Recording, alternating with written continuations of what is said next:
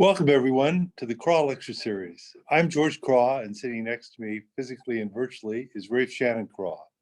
This lecture series features acclaimed UC Santa Cruz scientists and technologists who are grappling with some of the biggest questions of our time. Tonight, we bring you the second lecture in our climate change series. Our speakers will share how examining the changing climate is associated with a reduction in true Antarctic species and how much and how fast the Antarctic ice sheet will shrink in response to climate change.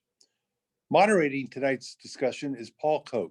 Paul is a distinguished professor of Earth and Planetary Sciences and has been dean of the UC Santa Cruz Division of Physical and Biological Sciences since 2011.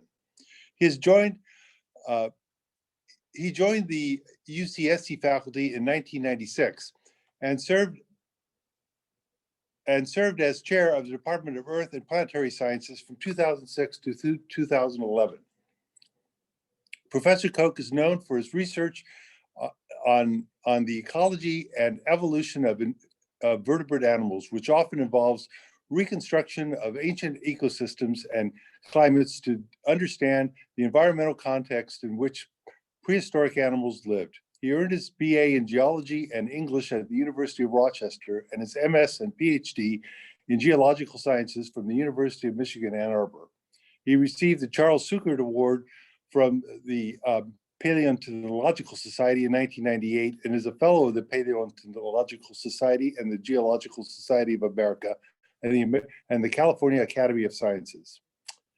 Before we begin, I would like to share a few details about the event tonight. We are using a webinar tool, so there is no chat function. We will have an opportunity to answer your questions at the end of the program, and we invite you to submit your questions through the Q&A box at any time. Tonight's events will be recorded and available online later. Now I'll turn us over to Paul.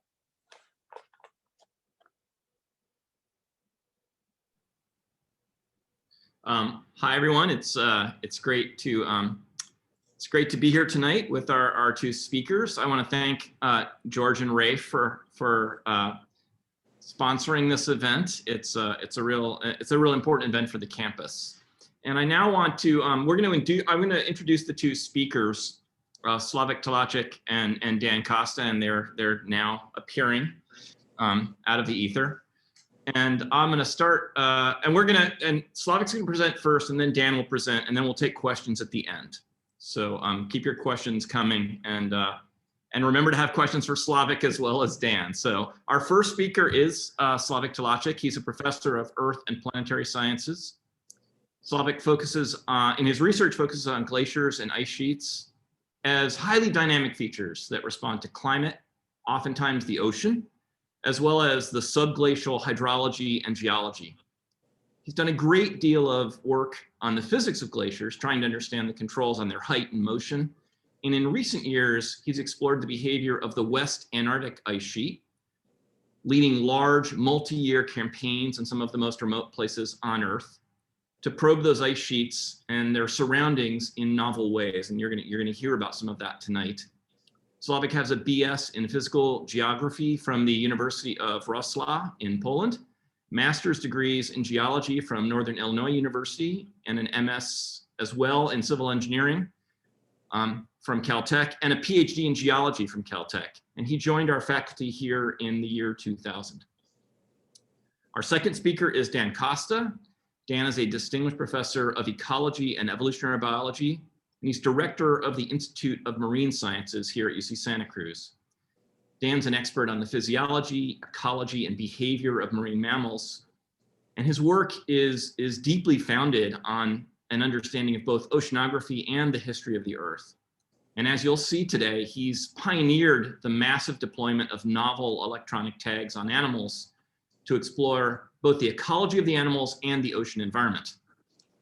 After earning his BA in zoology at UCLA and his PhD in biology here at UC Santa Cruz, Dan was a postdoc at Scripps Institute of Oceanography before returning to Santa Cruz as an IMS researcher in 1983, and he joined the faculty as an associate professor in 1991. So with that, I will turn the stage over to Slawek. Thank you, Paul. Thanks a lot. Can you hear me well, Paul? Yes, I can. Excellent. Thank you. Thanks for this introduction, and thanks everybody for joining us tonight. And I'll start. I'll try to go through my presentation quickly because I can't wait for the beautiful, stunning pictures that Dan has in his presentation. Working in the middle of Antarctica, which is where I typically ends up being like working in Kansas in winter. This first slide illustrates that well. It's just a never-ending flat landscape of snow underneath which there is a mile or two of ice. And today I want to tell you about a single large project that is ongoing right now. So it's the Antarctic Project for me and a good number of scientists in the field. And it's this part of this international Thwaites Glacier collaboration, ITGC. And it's co-funded by the US, which is National Science Foundation, is the primary founder of research in the Antarctic, and the United States Antarctic Program is the organization that provides logistical support, planes and base support in Antarctica, including military, which until early 1990s was the main provider of support. And then the UK side of both funding and the logistics is shown on the right-hand side. So here's the Antarctic Project, and as my subtitle says, Après nous, le déluge. And if I butchered French, I apologize to all French speakers in the audience, but I've made a career out of butchering other people's languages, and I'm not about to stop. Just a brief comment on my experience in working in Antarctica. I've been there 13 times, anywhere between 2 and 3 months each time. I've been to other places, cold places in the north, but the Antarctic is definitely the most time. Altogether, when you add up all my time I spent in tents, on glaciers or next to them, it's about 3 years. And if you do that, if you waste so much of your life on doing that, then the Committee on Antarctic Names will find a small glacier somewhere in a never visited part of Antarctica and name it after you, which always entertained my father when he was still alive. The other things that I've done that are kind of public audience oriented is helped with the Oscar nominated documentary Chasing Ice that was nominated for the award in 2012. And then recently I had the pleasure to consult for a climate fiction novel, The Ministry of the Future by Kim Stanley Robinson. So that was a lot of fun. But let's get to the science. Let's get to the reason why we worry about Antarctica and why we go there and spend time and try to understand it. Well, the statement "Après nous, le déluge" is basically translates into English as "after us, the flood." It's attributed to Madame de Pompadour, and it's a symbol of kind of a short-sightedness of humanity. Yes, we just want to party and have fun today. Who cares what's going to happen in the future? We're just notoriously bad about planning for the future.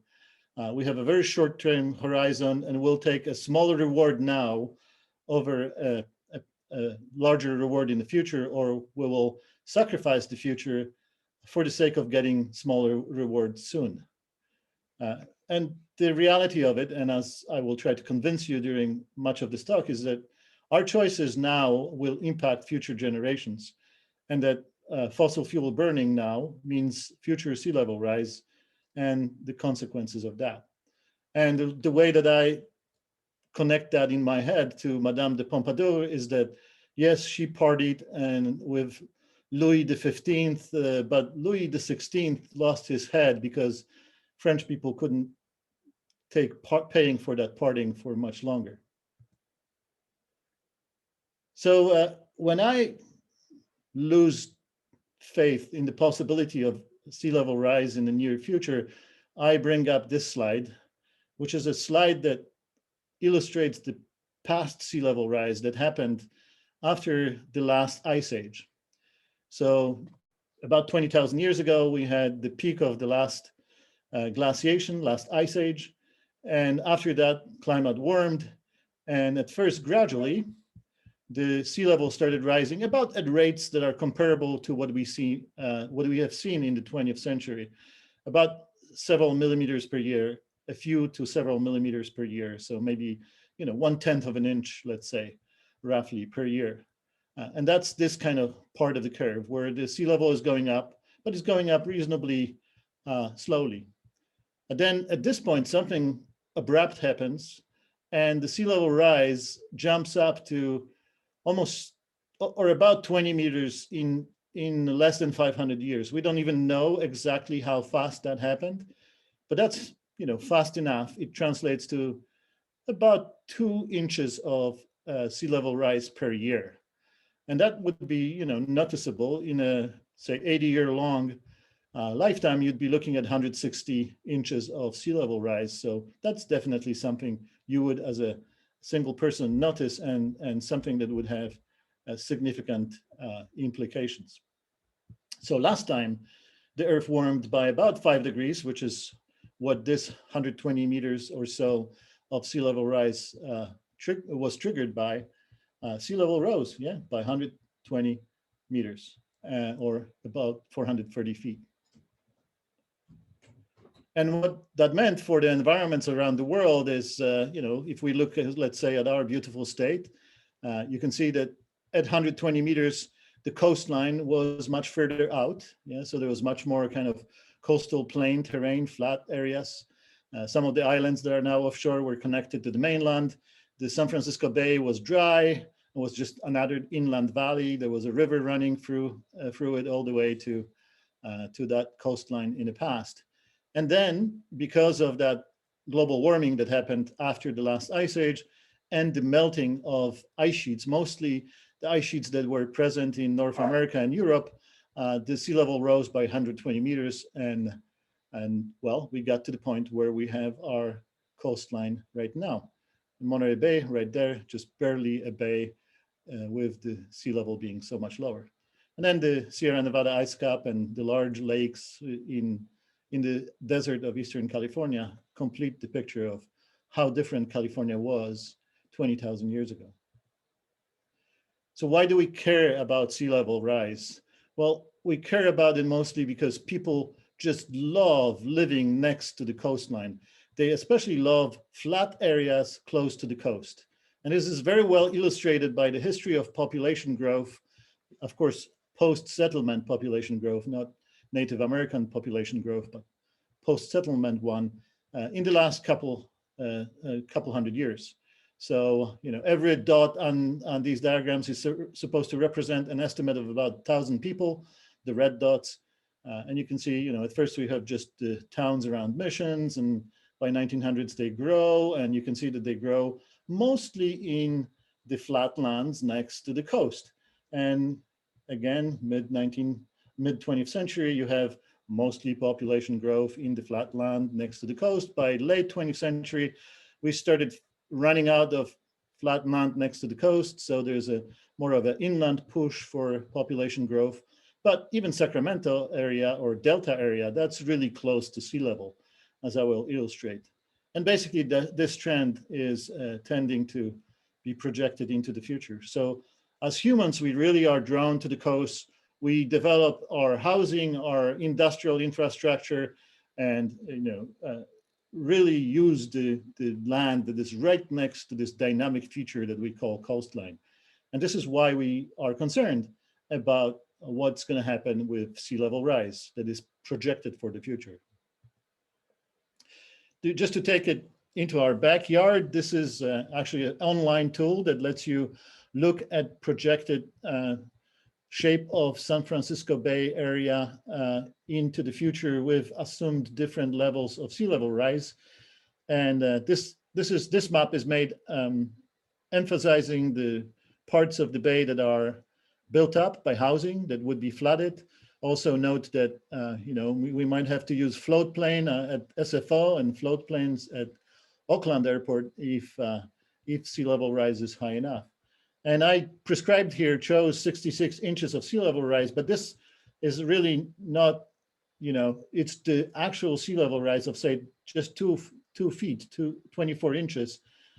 On top of that, you have to add the so-called storm surges. So the transient sea level rise that happens when you have particularly strong winter storms with low pressures and high winds, and they kind of pile up the water against the coastline of California. So you don't need to actually raise the sea level around the world by 66 inches. You just need to raise it by 2 feet, and then the storm surge will, the 100-year storm surge will add that 42 inches on top of that.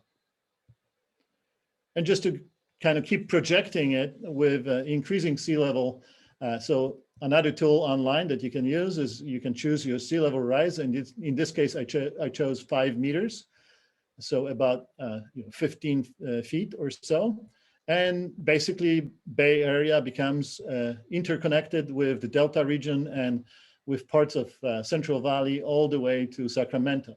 Sacramento is just so close to, just barely above sea level. So if we rise the sea level by 5 meters, that's enough to flood across these lowlands and into the Great Valley, so that Stockton and Sacramento could be your yacht harbors, and you could have a lot of cruising on a yacht in this inland embayment. And 5 meters is something that happens in 100 years if you have the rates of sea level rise that were observed during that very fast period of sea level rise after the last glaciation, after the last ice age, during the so-called meltwater pulse 1A. You could get 5 meters in 100 years. So it's not, incredibly out of the question. And then finally, we get to the point when we think, okay, what would happen if we just get rid of all the 2 ice masses on Earth that are large? The Antarctic ice sheet is the largest. The Greenland ice sheet is about 10 times smaller. And basically you rise the sea level by about 60 meters.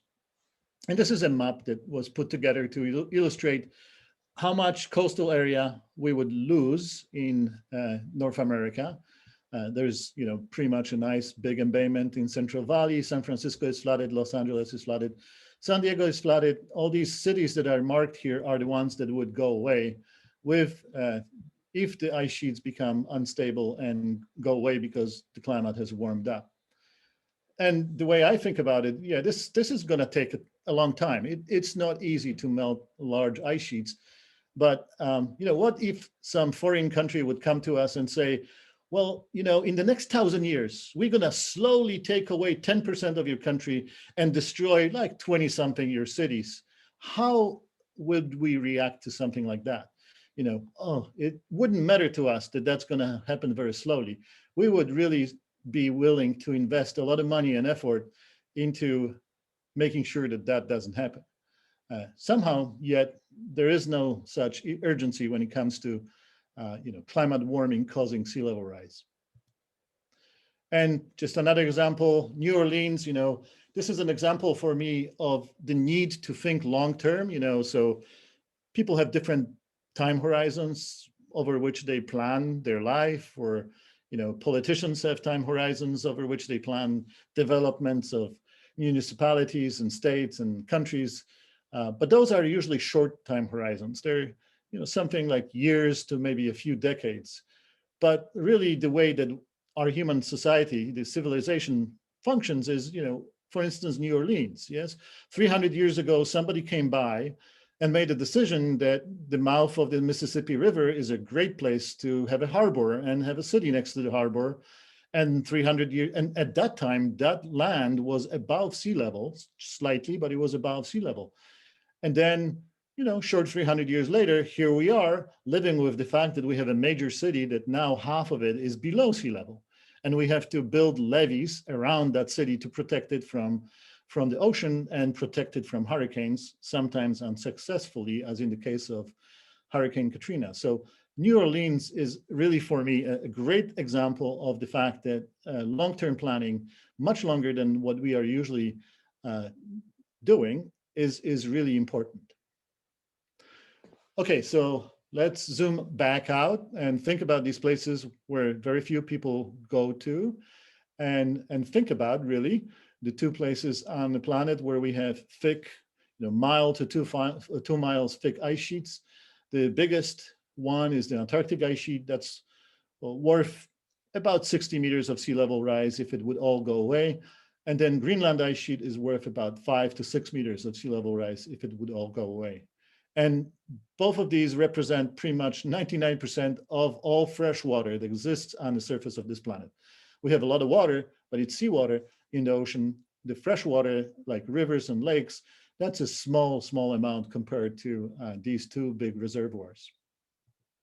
And this is why, changes in the mass and volume of these two ice sheets actually are capable of affecting the sea level around the world. Yes, like you could take all the water from all the lakes around the world and dump it into the ocean and you'd barely make a difference.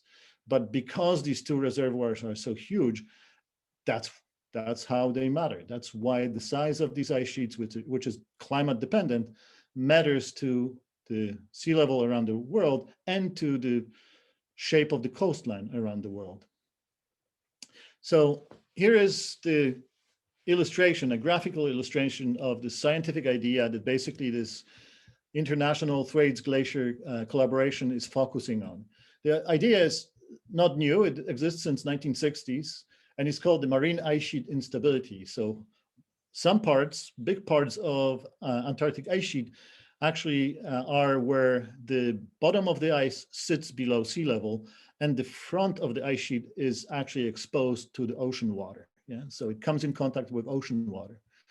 And remember, Antarctica is so cold on the surface that barely anywhere there you have actually melting happening, even in the middle of the summer.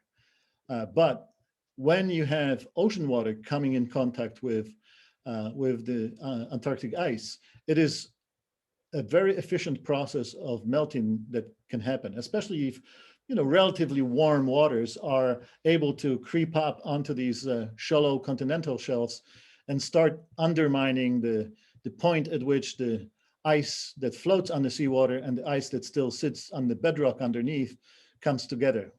And it's the stability of that point that is really the focus of a lot of investigation within this international Thwaites Glacier collaboration. And the hypothesis of the marine ice sheet instability is that if you make that point retreat, then it is very hard to stop, basically. And that involves feedbacks that have to do with melting of the ice by ocean water, but also mechanical feedbacks that have to do with how ice slides over the underlying bedrock. But I'm not gonna force you to go for these details. I just wanna basically introduce you to this idea that right now what we are concerned about in Antarctica the most, that an acceleration in the rate of sea level rise by maybe up to a factor of 10 could happen because the ocean in front of Antarctica is warming up, and those ocean waters that are warmer and warmer can be creeping up onto the continental shelf, starting to melt the ice from underneath more and more and destabilize this grounding point, the grounding zone as it's labeled here, so that it would zoom back and drain out and help to drain out ice from the thicker part of the ice sheet upstream. That's the basic idea. So what it takes to study a system like that, and I want to remind you that we are really kind of in the early stages of understanding of how these ice sheets function. Yes, a rigorous scientific investigations in the Antarctic, for instance, of the Antarctic ice sheet haven't started till about 1980s. So we are just 40 years into this process, and there's maybe a couple hundred of scientists around the world who have the logistical support and financial support from their funding agencies to be even able to do work there. And Thwaites Glacier, which is the glacier that has been thinning rapidly in the last few decades, and the thinning appears to be triggered by warmer water getting onto the continental shelf and starting to melt the glacier from underneath. So that glacier happens to be very inconveniently located away from the major research stations on the continent. So the largest research station is McMurdo Station, which has about 1,000 people in the summer, and that belongs to our country. And then there is Rothera, which is a UK station on Antarctic Peninsula. It has about 100 people. And here that distance, the distance between these two stations is about the distance between the two coasts of the United States. So to fly from Rothera to McMurdo, you're flying over nothingness, over no other place that has actually permanent human infrastructure for as long as it takes to fly over the continental US. So from, say, Florida to California. So being in the middle between these two stations, it makes it very hard to get logistically. And this is why it really takes the collaboration of two biggest players in Antarctic research, US and UK, to make this possible. So it's the different thing about this project as opposed to other projects that I've been part of in the past is that this project tries to understand the Thwaites Glacier as a complete system. We're trying to address all these different parts of the glacier that we think are important to how it will actually evolve in the future in response to warming climate. And so a lot of work is focused at this ice-ocean interface, and each one of these dots and each one of these abbreviations represents a field project, a project that, like the project that I'm leading, the Time Project, well, that one has about 12 scientists on it from 6 different universities. And each one of these other abbreviations is of similar size. This one is actually twice as big as we are. So we're talking altogether a large number of scientists that over a period of several years will try to get to these places and make measurements that will inform how we should really represent glaciers, parts of Antarctica, such as Thwaites Glacier, in computer models of ice sheet behavior, ice sheet response to climate change, so that we can actually produce better projections of what Antarctica will contribute to global sea level in the next 10 years, 50 years, 100 years, and however long of a time frame you want to consider.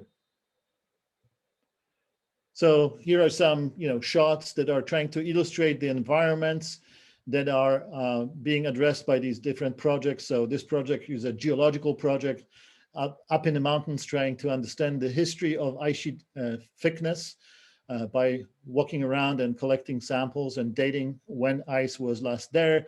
The TOR project is looking at the ice-ocean interactions, and so are the Tarzan and MELT projects. And then inland, we have these two projects, the Time Project and the GHOST project, basically imaging the ice sheet with different geophysical techniques to understand what's beneath the ice and the properties of the ice itself. And then those two projects, Dominus and Prophet, are computer modeling projects. They're the people who are receiving information from us and improving the way that Antarctic ice sheet is represented by equations and in computer codes. Our Time project, that stands for Thwaites Ice Margin Evolution, is basically asking question how stable the side boundaries of glaciers in Antarctica are. Can they move through time? Can, for instance, a glacier widen or narrow as the ice sheet is changing its thickness in response to climate change? And this involves us as a lead here at UCSC, and then collaborators at MIT, Stanford, University of Texas, El Paso, University of Oklahoma, Cambridge, and University of Leeds in UK.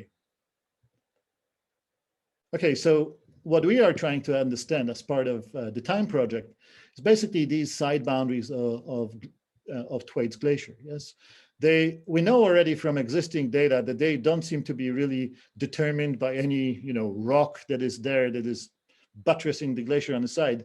We think that these boundaries can actually move sideways, that as the ice sheet is changing shape, the Thwaites Glacier could widen, for instance, and thereby start moving faster and start discharging more and more ice. So that would represent this destabilizing feedback that is listed here.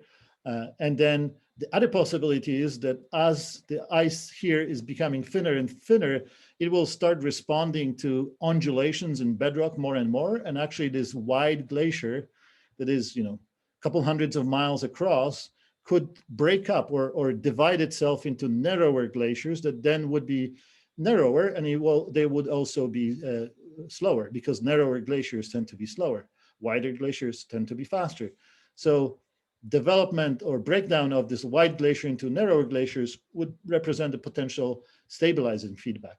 And we don't understand the physics behind what determines the glacier width in Antarctica to really answer which of these feedbacks is the future of the glacier here.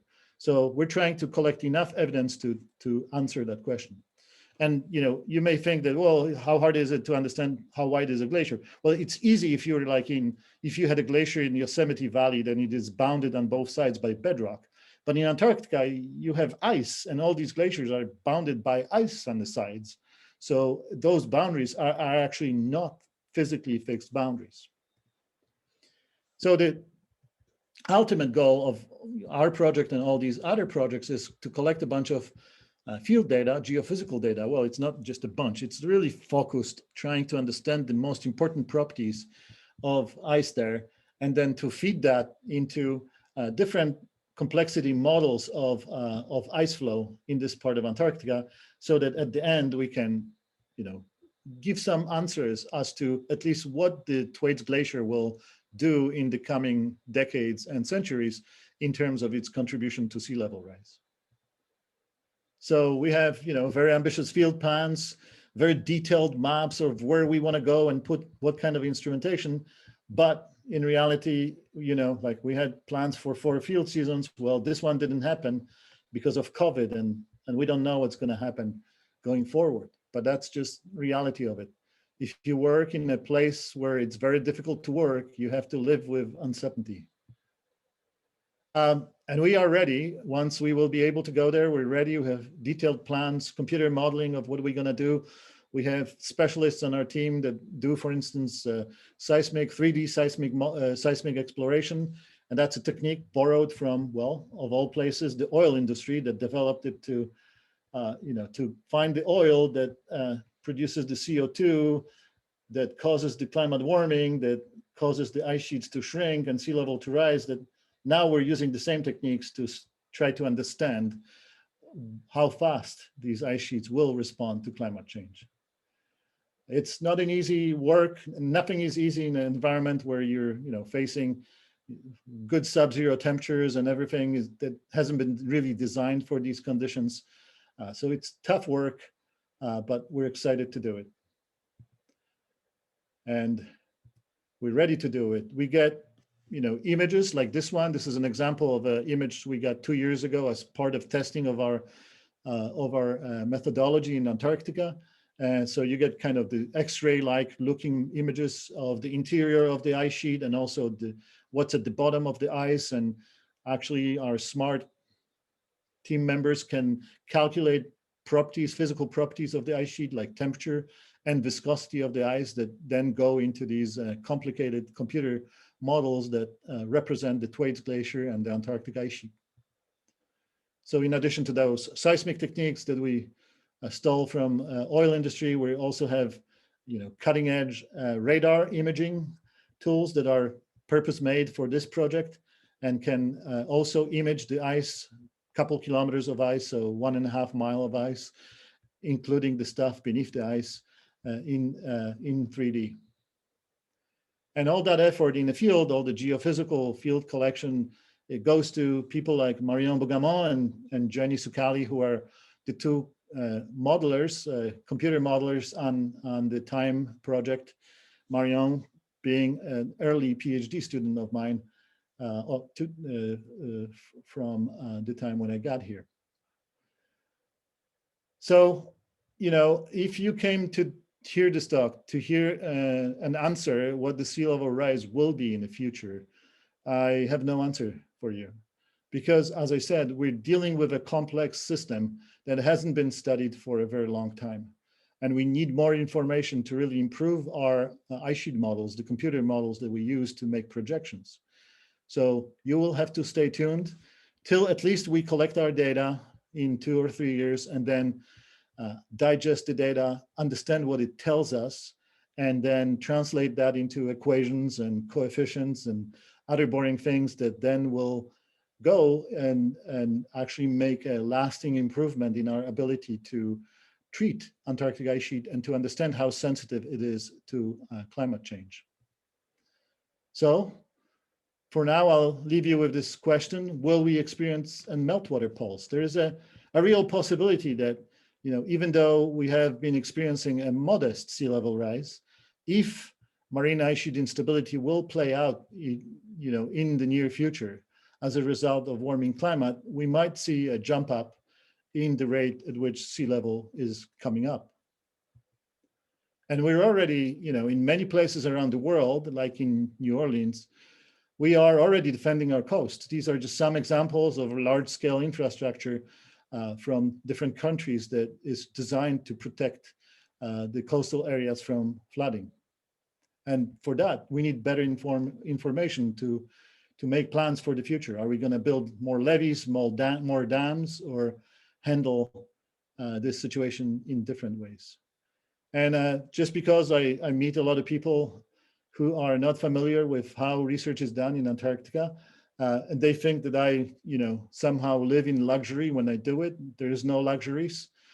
Basically, it's like snow camping, very rough, living in tents. There is no station where we do our work because we go where the interesting glaciers are, and there is no stations there.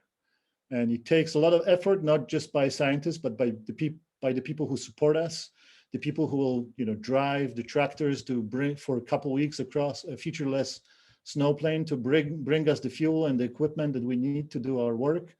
And the people who run camps in the middle of nowhere, the people who land planes in the middle of nowhere on snow, and then the people who sit in little huts and cook us dinner so we can do our research data collection during the day and have a meal in the evening.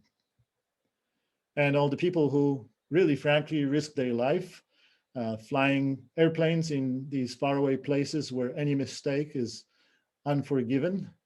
And at this point, I'm more than happy to leave you with this beautiful image of a twin otter flying and take questions.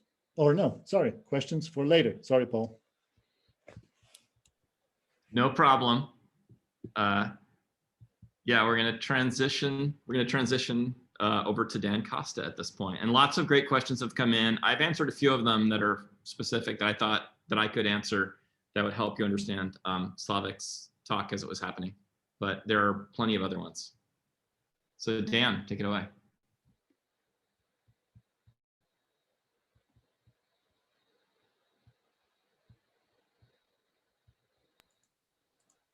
Okay, now you can probably, I was talking to nobody, sorry. It's really a pleasure to be able to talk tonight and to share with you some of my experience in the Antarctic. Slawek made some really great points, and it reminded me of how lucky I am to do the kind of work I do, because I'm on the edge. I'm doing coastal Antarctic biology. So I'm working in the area where there are a lot of really cool animals and a lot of really cool things to see. So like Slawek, there is a feature. I've worked in the Antarctic long enough that you probably can't see it, but right there is a feature called the Costa Spur. Terry Williams, who's also a faculty member, has Terry Bluff named after her. A lot of us have been working in this place for a very long time. And part of that comes when I went there as a postdoc in 1978, and it sort of gets under your skin. You have to go back and again and again and again. And people ask me, what's the Antarctic like? And I tell them it's as close as you can get to being on another planet, but not leaving this planet. And I throw this picture in there just to show you, the kind of work I do, we spend time in helicopters, we spend time on research vessels, getting to McMurdo, where Slawek is probably working from, we get time on a C-17, and you get to fly as a military. And the areas this picture was taken in Cape Evans, which is where the Scott's hut is for the first Antarctic, one of the first attempts on the South Pole. And part of what I do to share this experience is take a lot of pictures. And so I'm going to use this as a launching point. This is also, I was chief scientist on 2 winter Antarctic cruises, and we purposefully would get stuck in the ice. And here we are trying to get us out of the ice, but that's more of just for fun. But I'm going to share with you just a series of images, and I'm not going to take a lot of time with these, but these are images just to kind of give you an idea of Antarctica. And Slawek gave you really good reasons why we need to protect it for our own future. But it's just an amazing place, which is worth saving for itself, because it is just such an out of this world place. And as I said, I've been fortunate to be there in the middle of winter. This was a picture taken as I watched ice forming in July in the middle of winter in Antarctica. And the patterns and the things that you saw was quite spectacular. You'd wake up each morning, you walk outside and you see platelet ice forming. You would see amazing sunsets and sunrises that looked like you were on Mars. And the sunsets would take an hour. They're not these little short things. They would take very, very long periods of time. It's just a very spectacular place to be. And this is a sundogs. It's a common thing with the ice in the air causes these prismatic effects. But it is really just a spectacular place to be. And there's phenomenal animals that we get to look at, and I'm fortunate enough to be able to study. That was a minke whale. This is an Antarctic fur seal, a wandering albatross, Adélie penguins, a Weddell seal, and for fun, here is, hopefully you can hear that.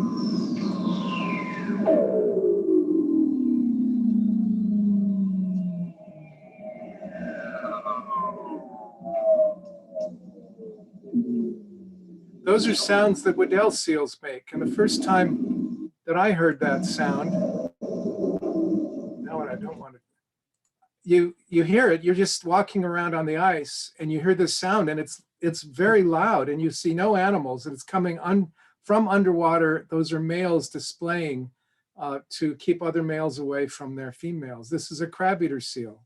So now the area that I'm going to talk to you about, I've worked in a variety of different areas, but I'm going to talk about the most recent work, and that's in the Antarctic Peninsula. And one of the reasons we're focusing on the Antarctic Peninsula is this is a map that shows where are the regions of the planet where the planet is warming the greatest. And so up here up in the Canadian Arctic, the Siberian Plateau, and this area of the Antarctic Peninsula. So these are the 3 areas of the planet which are warming most rapidly. And just to show you what's happening, here there is a British Antarctic Survey research station here in the Antarctic Peninsula, Rotherham Station. And here is, people have been there since the mid-1940s. And this is just the average air temperature that has been recorded at that research station over the last 60 or so years. And you can see that it is definitely increasing. Now, a lot of people have been working on this, and colleague Bill Fraser had also started with one of these early long-term ecological research programs, and he'd been studying penguins. And there's a number of research programs at Anvers Island, which is the southernmost area, up to Admiralty Bay, Cape Shiref. And what we're seeing is as the Antarctic warms, we're getting a changeover from true Antarctic to subantarctic. And so the habitat is sort of decreasing, where Antarctica, as we can think of, is decreasing, and these more maritime climates are increasing. So if you look at the populations of penguins over time, the chinstrap penguins have been sort of relatively stable. That's this little guy here. The gentoos have been increasing. That's this guy here. And the Adélie penguins have been declining. Now, the Adélie penguins are the true Antarctic penguin.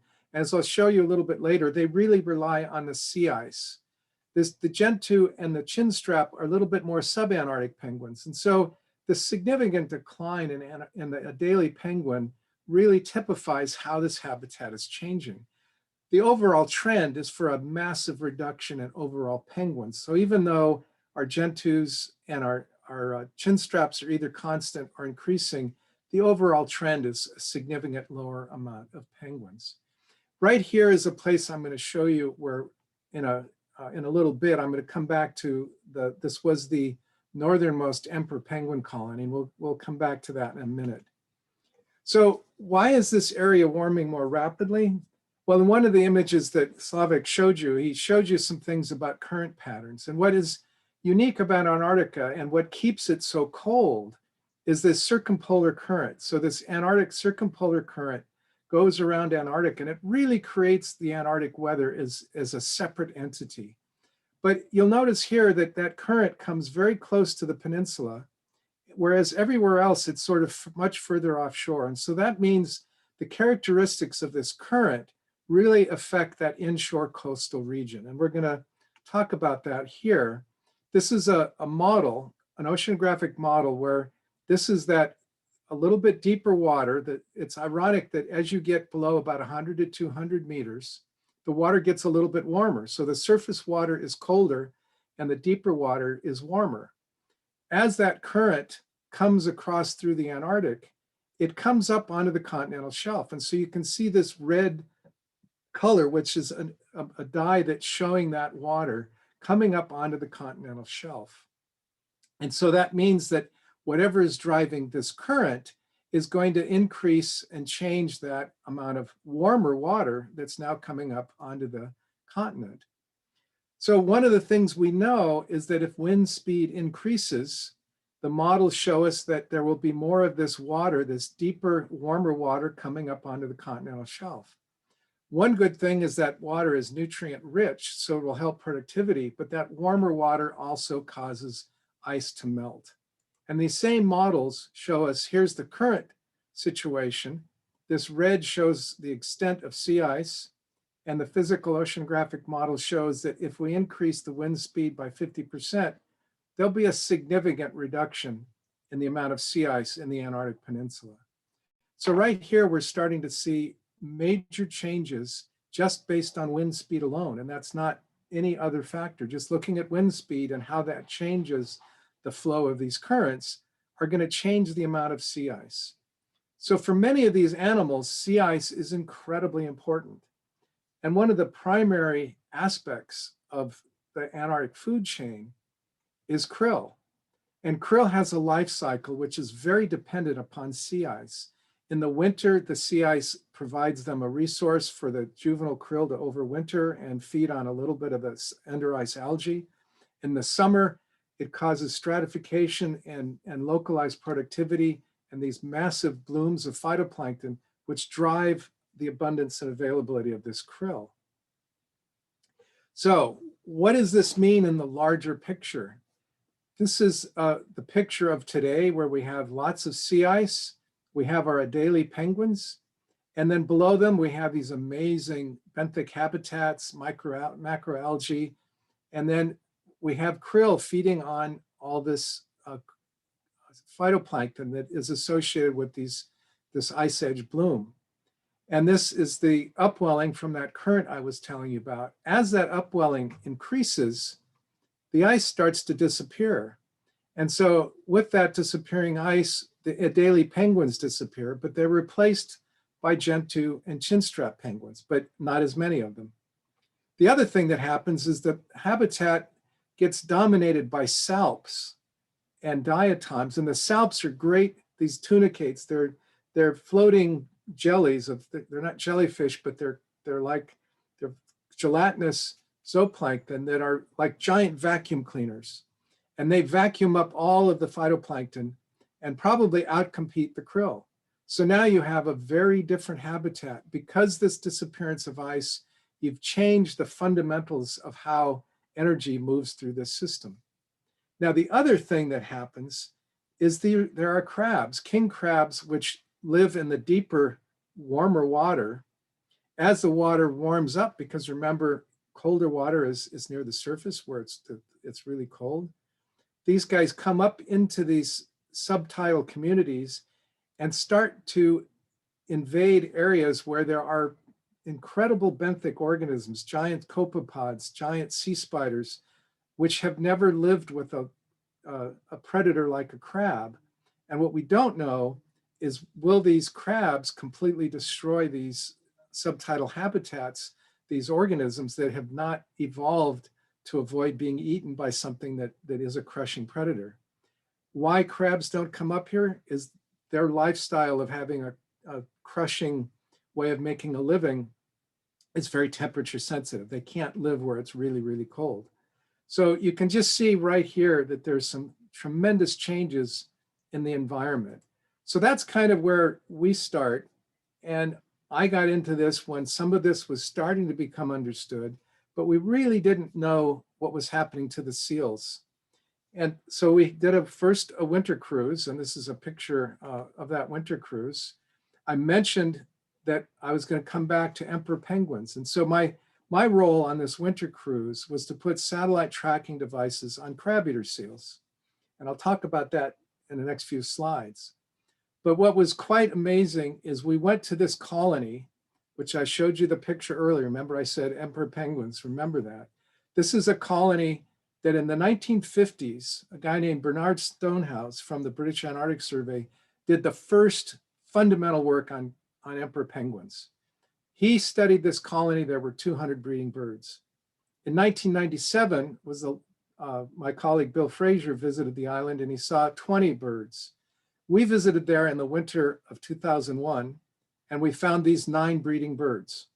These are all males, and if I could show you, you would see the males have eggs that they're holding on their feet, waiting for the female to come back.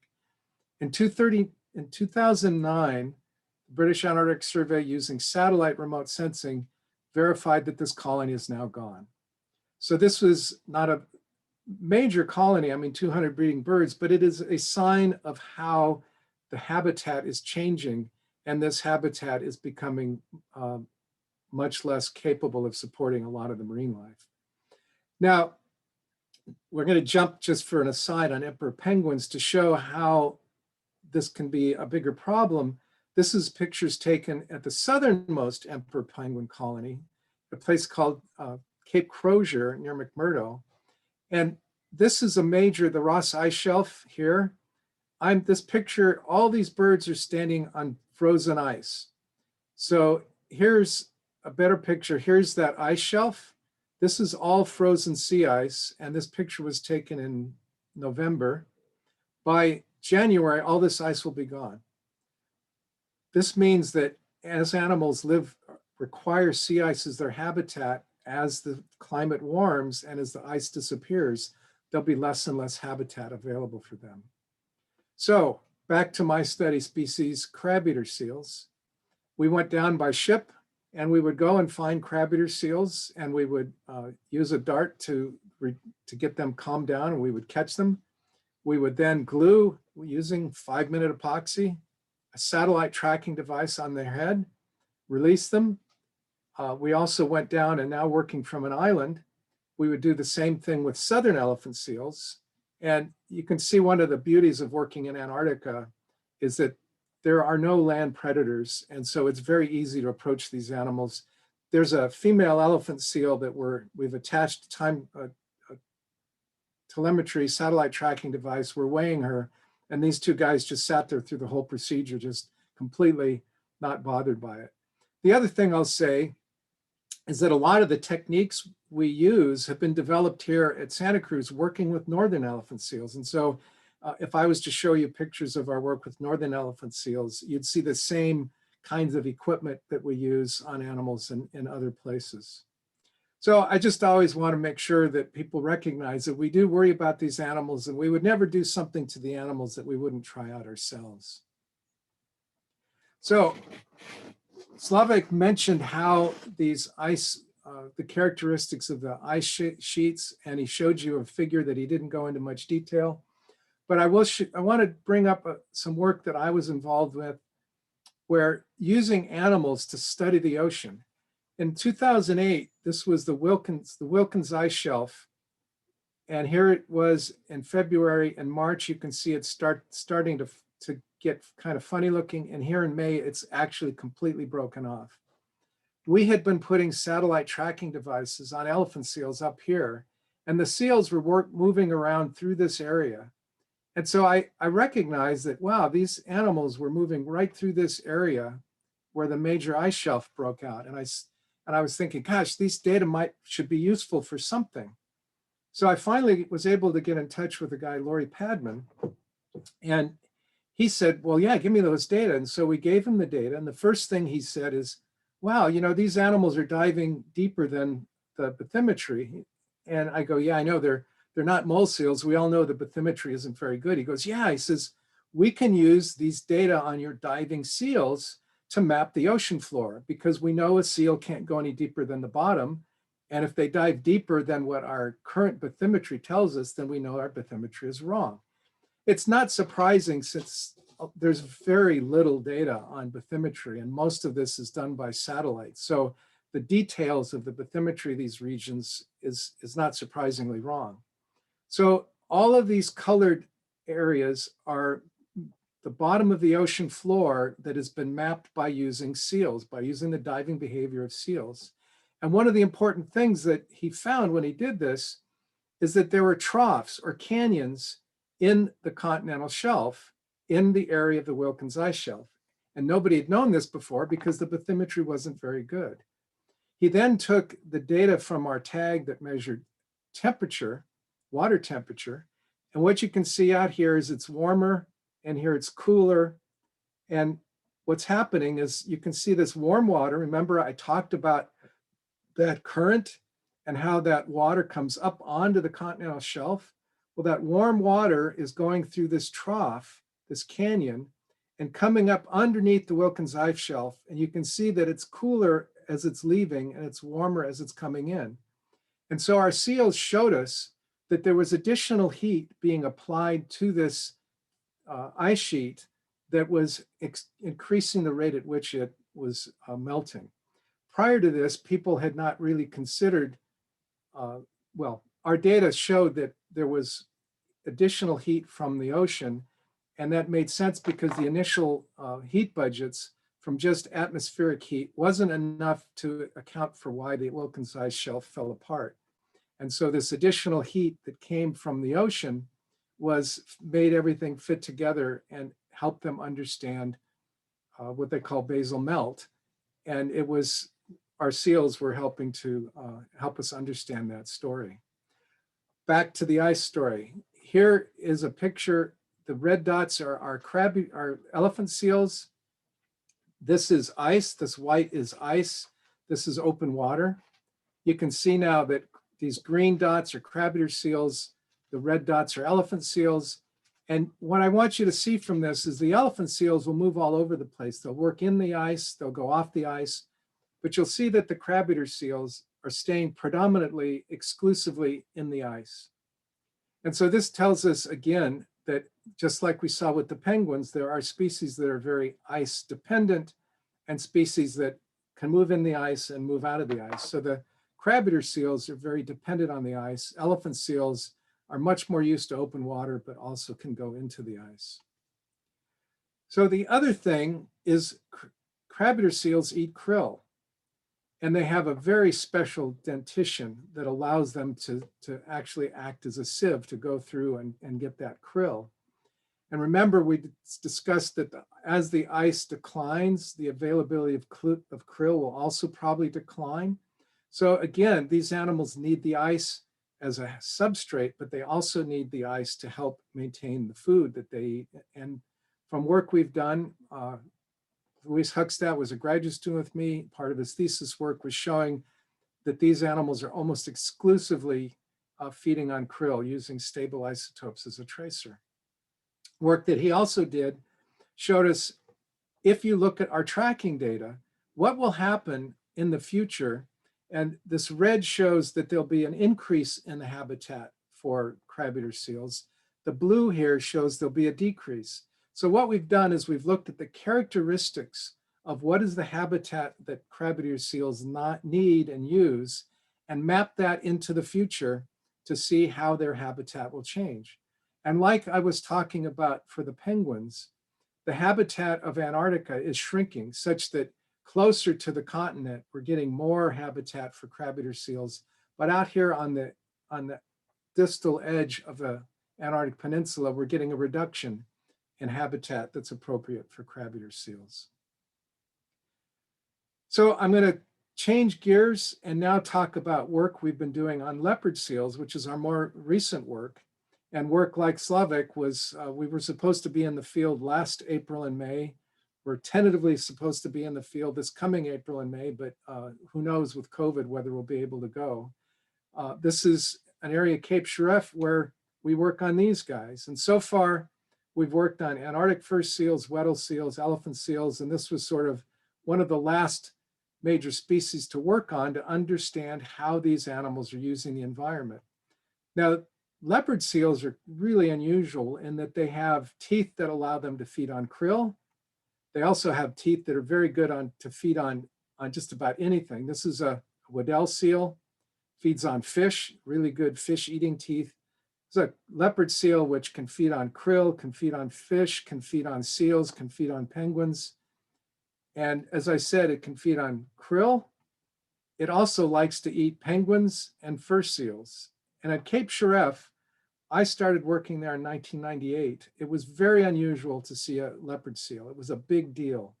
Today, on any given day, you can see 3 or 4 leopard seals. We know of at least 30 individuals that are routinely seen on this site.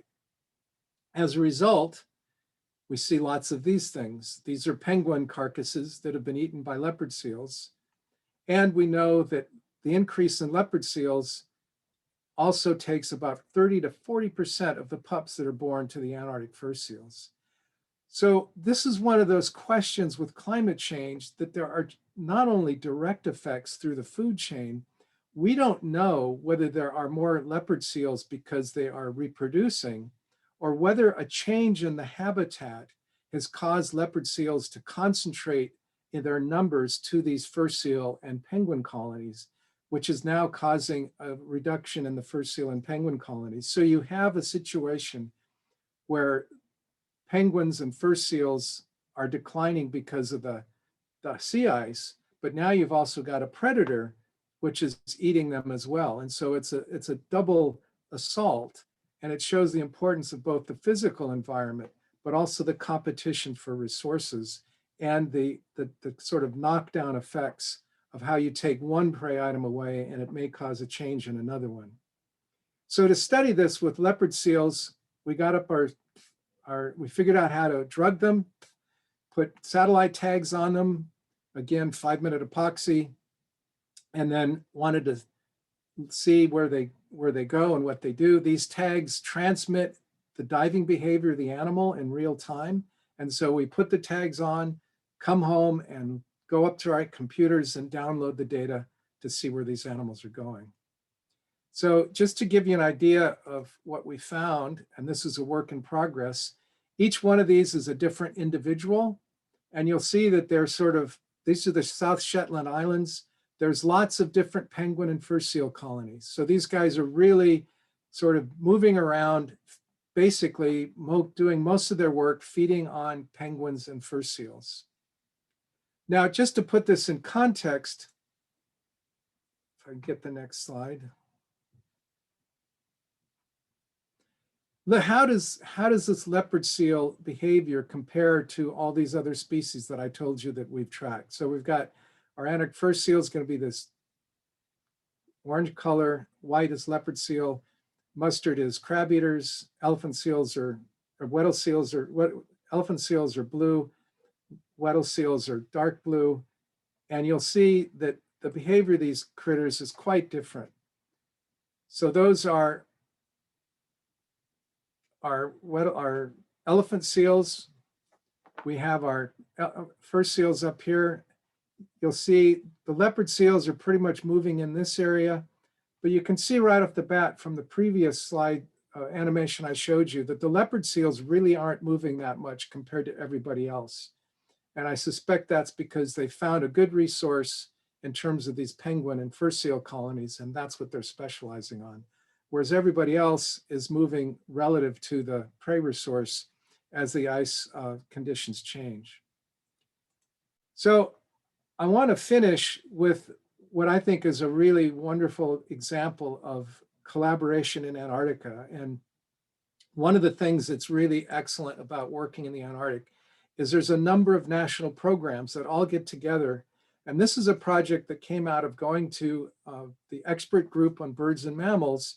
And we said, let's take all of our tracking data together, that everybody that's ever put a satellite tag on an animal, and let's put it together and see what we find. And so this is all the various people who contributed, 17 different species, 4,000 tracks. And here's what we see. And so this is a circumpolar view of all the tracking data that was available for all these different species. So you can see there's a lot of things happening. But what we wanted to do is figure out where are the important biological regions of Antarctica?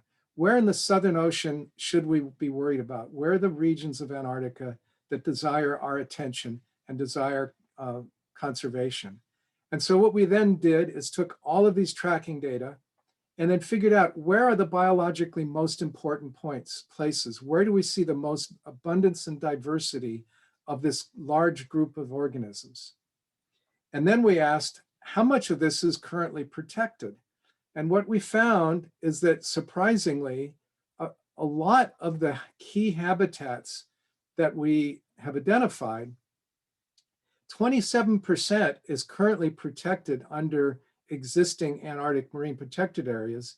And if you incorporate the ones that have been proposed, that gets up to about 40%.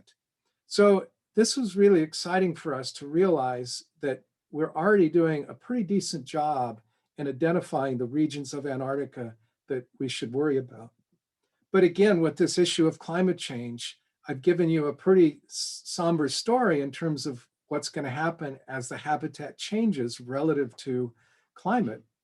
And we took that question and we addressed that as well. So we took all of these data, we said, how will the habitat change over time for all these animals? And what we did find is that a lot of the habitat will change, and we will, in some cases, it'll increase the habitat for some species, and in other areas it will increase. But there still is a reasonable amount of habitat that is still going to be protected by these marine protected areas.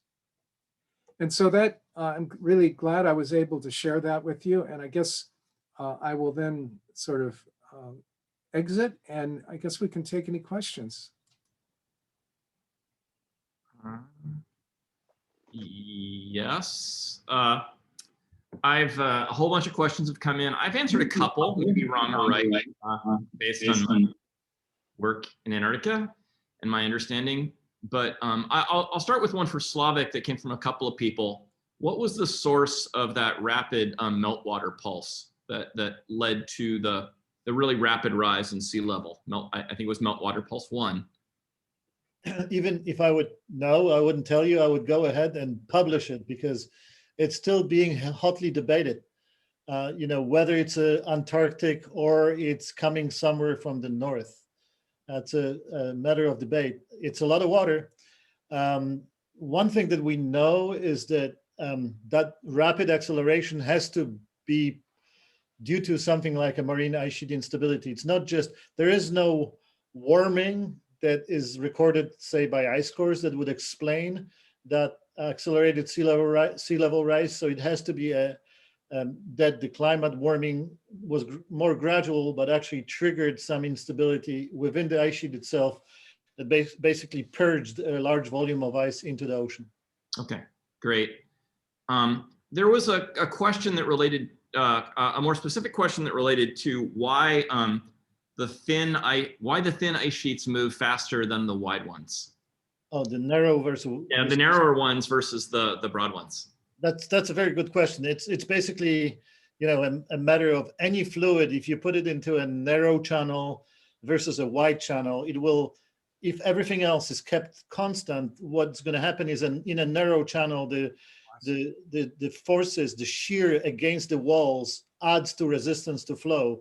So if you would, for instance, take water of the same depth and just keep on narrowing the channel, you'd see that the water would flow slower and slower. And it's the same with ice, except more so because ice is even more, you know, higher viscosity, more thick, as you would say.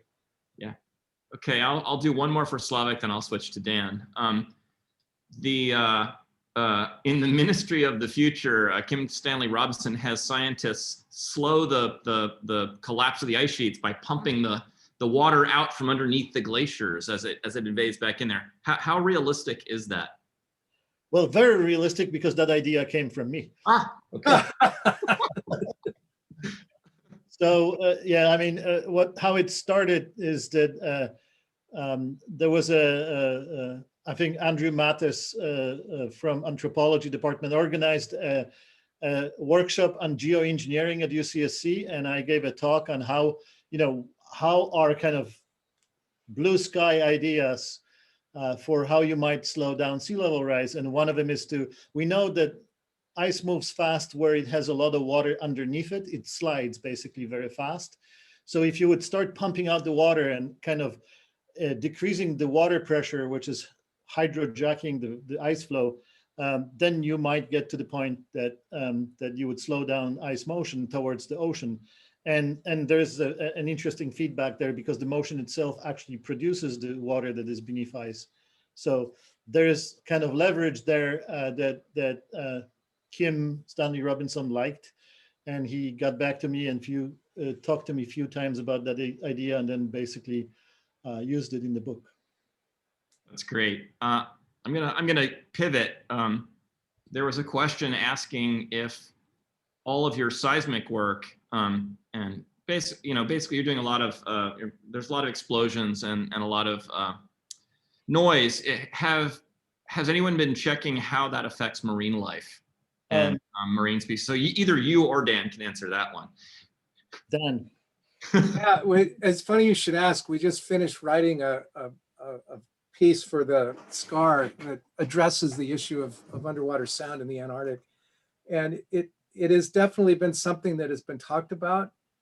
And it's that there are permits that have to be acquired to do the seismic work, and it varies from country to country. The most restrictive is the German Antarctic program. They're extremely careful with how they use seismic sources. If you're working, I mean, where Slawek's working is so far inland, there's, as he pointed out, there really isn't much animal life there. So I suspect in those areas, it's not an issue, but out in the ocean, it's increasingly a concern in terms of both all the shipping, tourist traffic, shipping traffic, any kind of seismic activity. So that is increasingly an issue in terms of how underwater sound is affecting these animals. Great. Dan, there were a number of questions about kind of the key role of krill and how they're changing. One really was about prospects for the baleen whales moving forward if krill is declining. Another, let's just say around prey switching.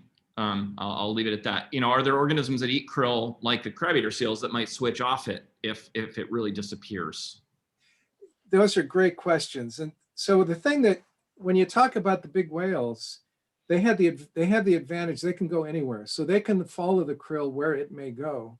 But when you talk about crabeater seals or penguins, the crabeater seals need ice to haul out occasionally. I mean, they don't need to haul out all the time, but they do need ice to reproduce.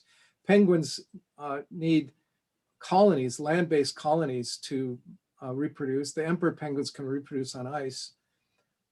So they have to have a combination of where the ice and or the land is associated with the krill. The cetaceans, the whales can move where the krill moves. And so if the krill moves way offshore or somewhere where it's much more distant from land or from ice, the whales can still feed on that. If you look at, and Louise Huckstedt actually did this, we have the largest data set in our lab between crabeater seals and Weddell seals. We pulled together all of the data for those species. And we looked at what Weddell seals do in McMurdo and what they do in the peninsula and what they do in East Antarctica. And Weddell seals are very flexible. They really seem to adjust to the different habitats. Crabeater seals, no matter where you look at them, they're a crabeater seal. And they will switch to a certain amount of fish, but their diet goes from like 80% krill to 100% krill. And so the amount of fish that can come into their diet, at least today, is quite limiting. And Paul, that we looked at that in deep time. And the story is that 500 years ago, 1,000 years ago, they probably had a lot more fish in their diet. And so that one's at least in the first year of their life. Yeah. You know, like that there was a lot of fish in their diet in that first year. I'm gonna, yeah, go ahead. Go ahead. Dan. The other thing is that's the krill story is more complicated. It originally was thought to be as simple as where there's ice, you need krill. Krill are doing some other things that we don't completely understand. And so the story may not be as clear cut that you need ice all the time for krill. And that's one of those things like Slawek just talked about, these arguments that are going on.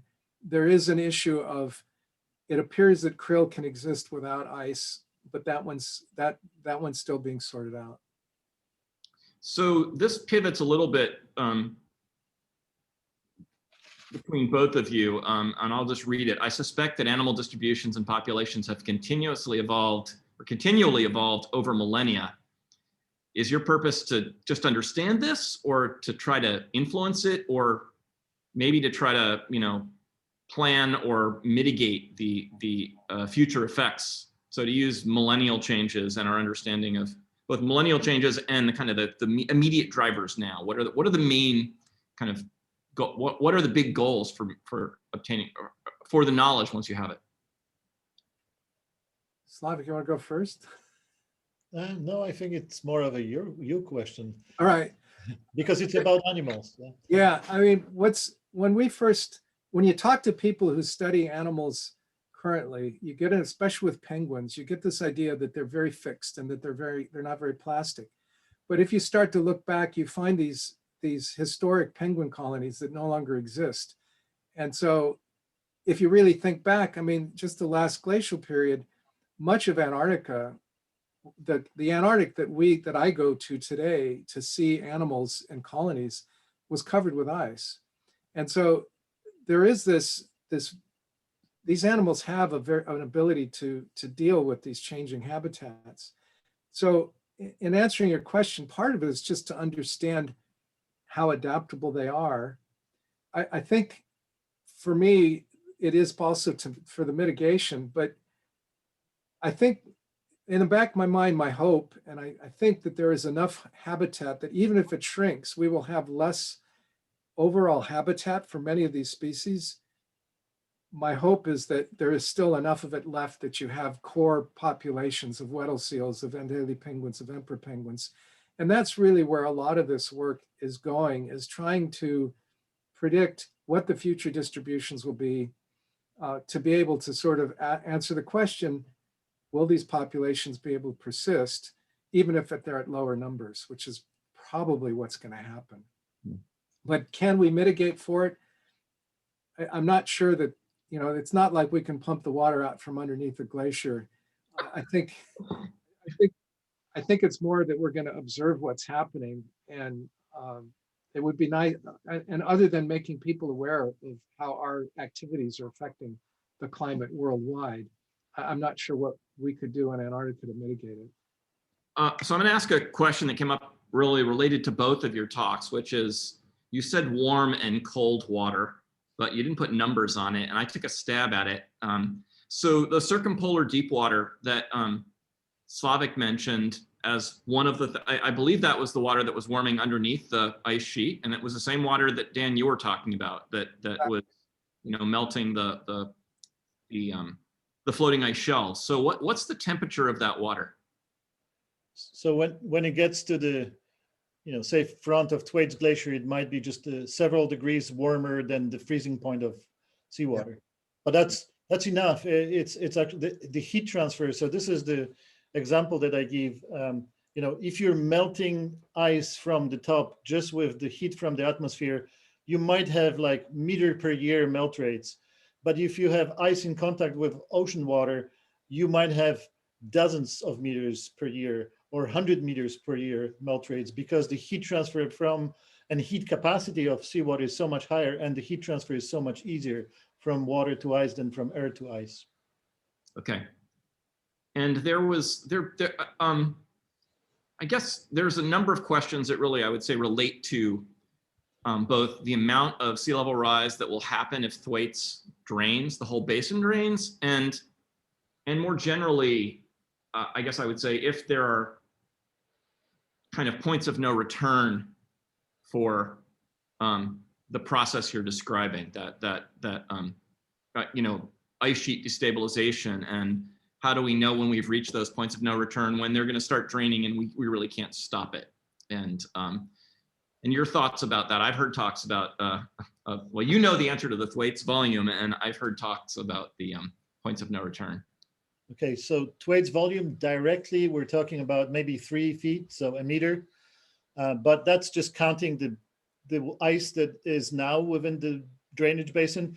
But what would happen in reality, if you're deflating the ice sheet in that drainage basin, the surrounding ice will want to flow into that hole that is building up. So you would trigger a wider and more voluminous drainage. And that's the kind of concern. That's the reason why Thwaites, even though it's so inconveniently located away from any infrastructure, is the focus of this project, is because it has the potential to be like a cork in a bottle for the rest of the West Antarctic ice sheet, which is about 5 meters of sea level rise. So the answer is 1 meter if it's just Thwaites, and up to 5 meters if that triggers the entire West Antarctic ice sheet. Okay. There was an early question about Mawson and whether there was melting. You know, you showed melting on the West Antarctic ice sheet, and there is a question about what's going on with the East Antarctic ice sheet near Mawson's Hut, which I believe is kind of south of Australia somewhere, right? It's on the coast, kind of due south of some part of Australia. And yeah, if you want to you know, read another crazy story about Antarctic adventure, you can read about Mawson, who had quite a journey the same year, 1912, I believe it was, or 1911. But yeah, absolutely incredible. East Antarctic ice sheet, I guess is what I would say. Yeah, so basically, every part of the ice sheet that is significantly in contact with the ocean, not every, but many parts of the ice sheet that are in contact with the ocean are thinning. So by now we are lucky enough to have satellite tools that can actually measure year after year how the ice elevation is decreasing. And basically that's what is shown for both Antarctic and Greenland, is that the parts of the ice sheet that are not touching the ocean are doing reasonably well and maybe thinning, but quite slowly. The parts that are touching the ocean are kind of deflating much faster. Okay. I'm going to flip back to, I don't know, how long do we go, Nikki? Do we go till 7? We have a hard stop at 7?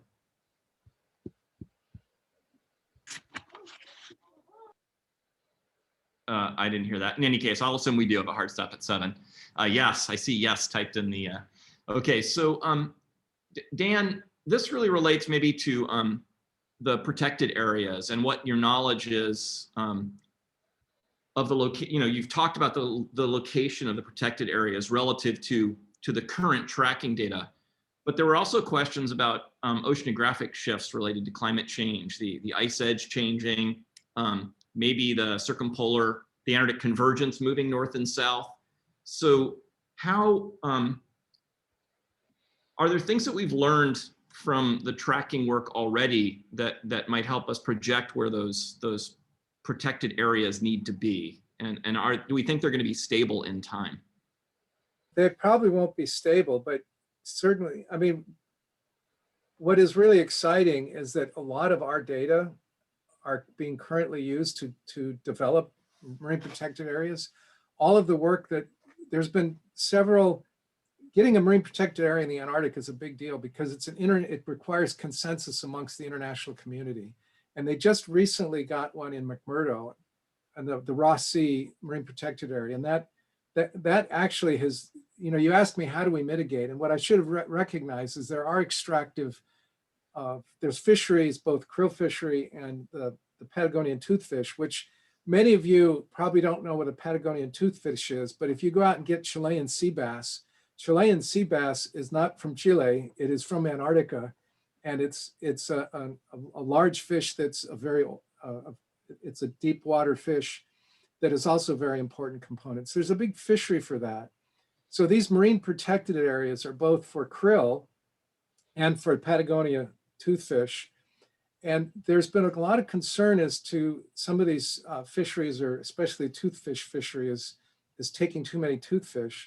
The krill fishery so far is not the levels, it's very well regulated. The levels they're taking krill are probably not impacting the krill population as such. And you also might wonder, well, who eats krill? Well, the krill fishery is predominantly for these omega-3 fatty acids. And some of you will, you can go to Costco and see krill oil for omega-3 fatty acids because it's good for your heart, it's good for your cardiovascular system. So a lot of these marine protected areas are associated with managing those fisheries. All of the data that I just showed you that we've collected on elephant seals and crabeater seals and Weddell seals and now leopard seals are being implemented into creating a marine protected area for the Antarctic Peninsula. So a lot of these data and a lot of the work that we're doing is we're giving it to, I mean, the South American research community is leading the charge on developing the MPA for the Antarctic Peninsula. A number of years ago, we got together with essential marine mammal, EMA's essential marine mammal areas that are also identifying the areas that we should be concerned about. So these tracking data have been very, very instrumental.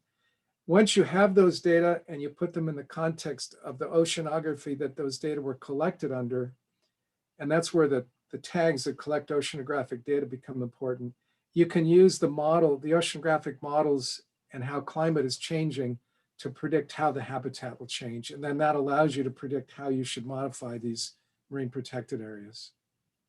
Great. Well, we have lots of other questions, but I am doubtful we're going to get any of them done in 2 more minutes. So I think I'm going to call it here and end on that somewhat hopeful point.